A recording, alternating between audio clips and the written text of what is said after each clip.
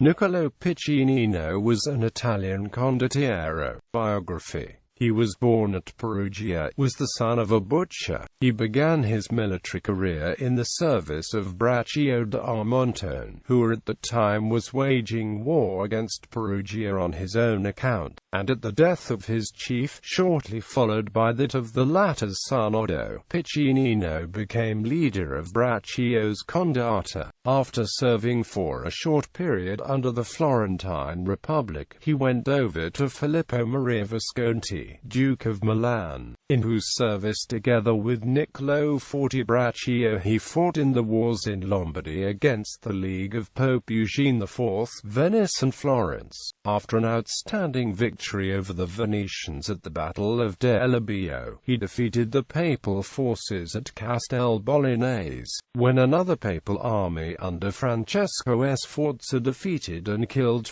Braccio at Fiordiamante. Piccinino was left in sole command of the Visconti army, and in a series of campaigns against Sforza he seized a number of cities in Romagna by treachery. In 1438, during the war between Venice and Milan, Piccinino, fighting for the Duchy of Milan, Filippo Maria Visconti, tried to take the city of Brescia in Lombardy, but Scarammuccia da Forlì, fighting for Venice, intervened successfully to raise the siege. In 1439, Piccinino again fought in Lombardy with varying success against Sforza, who had now entered the Venetian service. Piccinino then induced the Duke of Milan to send him to Umbria, where he hoped, like so many other condottieri, to carve out a dominion for himself. He was defeated by Sforza at the Battle of Anghiari, but although a number of his men were taken prisoners, they were at once liberated, as was usually done in wars waged by soldiers of fortune. Again the war shifted to Lombardy, and Piccinino, having defeated and surrounded Sforza at Martinengo, demanded of the Visconti the lordship of Piacenza as the price of Sforza's capture. The Duke, by way of reply, concluded a truce with Sforza, but the latter, who, while professing to defend the Papal States,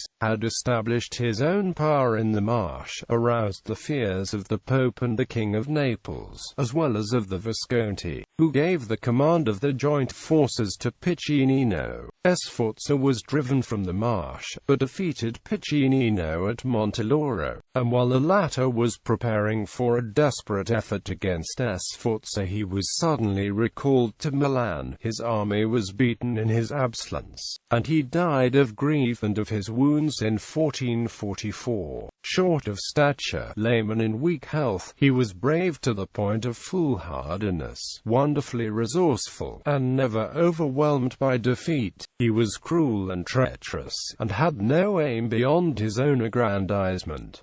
Piccinino left two sons, Jacopo and Francesco, both condottieri.